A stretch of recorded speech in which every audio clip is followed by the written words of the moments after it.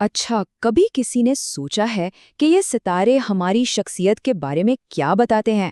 آخر یہ سب شروع کہاں سے ہوا؟ آج ہم اسی قدیم اور دلچسپ دنیا میں گہرائی تک جائیں گے اور دیکھیں گے کہ فلکیات اور نجوم کی تاریخ کتنی حیرت انگیز اور سچ پوچھیں تو الجھی ہوئی ہے۔ ذرا ان جملوں پر غور کریں۔ لوگوں کی پسندیدگی اور تعریف حاصل کرنے کی ایک گہری ضرورت محسوس ہوتی ہے اور اپنے آپ پر تنقید کرنے کا رجحان بھی پایا جاتا ہے۔ کیا یہ باتیں کچھ جانی پہچانی لگتی ہیں؟ اگر یہ تفصیل اپنی سی لگی تو یقین کیجیے زیادہ تر لوگوں کو ایسا ہی لگتا ہے۔ لیکن سوال یہ ہے کہ ایسا کیوں ہے؟ کیا یہ محض اتفاق ہے؟ نہیں، بالکل نہیں۔ یہیں سے ہماری آج کی کہانی کا سب سے بڑا معمہ شروع ہوتا ہے اور اس کا جواب شاید سب کو حیران کر دے۔ اس معمے کی پہلی کڑی ستاروں میں نہیں بلکہ ہمارے اپنے ذہن میں چھپی ہوئی ہے۔ چلیں دیکھتے ہیں کہ ہمارا دماغ کیسے ہمیں یہ یقین دلا دیتا ہے کہ یہ عمومی سی باتیں خاص ہمارے ہی لیے لکھی گئی ہیں۔ اس چیز کو نفسیات کی زبان میں کہتے ہیں بارنم اثر۔ یہ آپ کہہ سکتے ہیں ایک قسم کا ذہنی دھوکہ ہے جس میں ہم سب بہت آسانی سے آ جاتے ہیں۔ یعنی جب ہم کوئی بہت ہی عمومی سی بات سنتے ہیں تو ہمارا دماغ فوراً اسے اپنی زندگی سے جوڑ کر اسے سچ مان لیتا ہے۔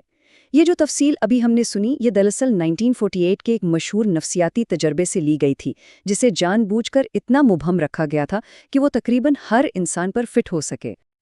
تو ٹھیک ہے، یہ تو سمجھ آ گیا کہ ہمارا دماغ ان باتوں پر کیوں یقین کر لیتا ہے۔ لیکن سوال یہ ہے کہ یہ ستارے آخر بولنا کب سے شروع ہوئے؟ آئیے ذرا وقت میں پیچھے چلتے ہیں اور دیکھتے ہیں کہ فلکیات اور نجوم کی یہ کہانی کہاں سے شروع ہوئی، اور یہ ہمیشہ سے دو الگ الگ کہانیاں نہیں تھیں۔ قدیم یونان میں افلاطون آسمان کو ریاضی اور جیومیٹری کی نظر سے دیکھتے تھے۔ ان کے لیے ستارے اور سیارے ایک آسمانی مشین کے پرزے تھے جو ایک خاص ترتیب میں گھوم رہے ہیں۔ لیکن پھر ان کے شاگرد ارسطو نے ایک قدم آگے بڑھایا اور سوال پوچھا، آخر کیوں؟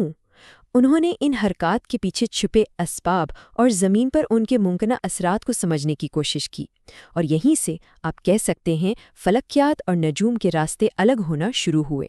ایک فرق جسے صدیوں بعد اسیدور آف سیول نے اور واضح کر دیا۔ تو اگر آسان لفظوں میں سمجھیں تو ایک علم اس بارے میں تھا کہ ستارے کہاں ہیں اور کیسے حرکت کر رہے ہیں، یعنی آسمان کا نقشہ پڑھنا، جبکہ دوسرا علم یہ جاننے کی کوشش کر رہا تھا کہ اس نقشے کا ہماری دنیا اور زندگیوں پر کیا اثر پڑتا ہے۔ یہ ایک بہت ہی بنیادی فرق ہے جو وقت گزرنے کے ساتھ ساتھ گڈمڈ ہو گیا۔ اچھا، اب کہانی میں ایک اور بہت دلچسپ موڑ آنے والا ہے۔ کیا کبھی کسی نے یہ سوچا ہے کہ جسے وہ اپنا سنسائن یا برج سمجھتے ہیں وہ شاید اصل میں ہو ہی نہ؟ جی ہاں، حقیقت یہ ہے کہ آسمان کا صرف ایک زوڈیاک یا بروج کا نظام نہیں ہے بلکہ کئی ہیں، اور اس کی وجہ بھی بہت دلچسپ ہے۔ ہماری زمین خلا میں بالکل سیدھی نہیں گھومتی بلکہ ایک لٹو کی طرح ہلکا سا ڈگمگاتی ہے۔ یہ ڈگمگاہٹ اتنی سست ہے کہ ہمیں محسوس نہیں ہوتی، لیکن ہزاروں سالوں میں اس کی وجہ سے آسمان پر ستاروں کے جھرمٹوں کی پوزیشن بدل جاتی ہے، اور اسی ایک معمولی سی ڈگمگاہٹ کی وجہ سے وقت کے ساتھ ساتھ مختلف زوڈیاک نظام بن گئے۔ تو اس کا عملی مطلب کیا ہے؟ دیکھیں، اگر کسی کی پیدائش 15 اپریل کو ہوئی ہے تو آج کل جو مغربی ٹراپیکل سسٹم چلتا ہے اس کے مطابق اس کا برج حمل یعنی ایریز ہے۔ لیکن اگر ہم قدیم ویدک یعنی سائیڈیریل سسٹم کو دیکھیں تو وہی شخص برج ہوت یعنی پائسیس کا حامل ہے۔ ایک ہی تاریخ پیدائش لیکن دو مختلف نظاموں میں دو بالکل الگ برج۔ یہ بات اس عام خیال کو پوری طرح چیلنج کرتی ہے کہ ہر شخص کا صرف ایک ہی سورج کا برج ہوتا ہے۔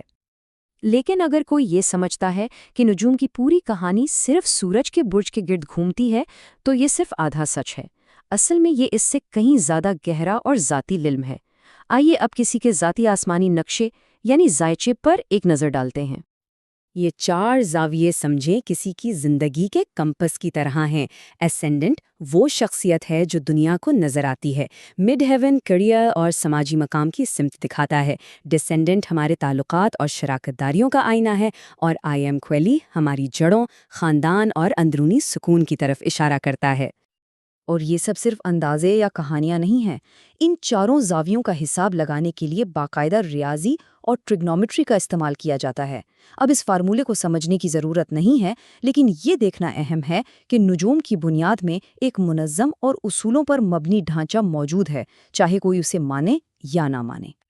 تو ہم نے نفسیات سے لے کر تاریخ اور فلکیات سے لے کر ریاضی تک کا سفر طے کیا ہے۔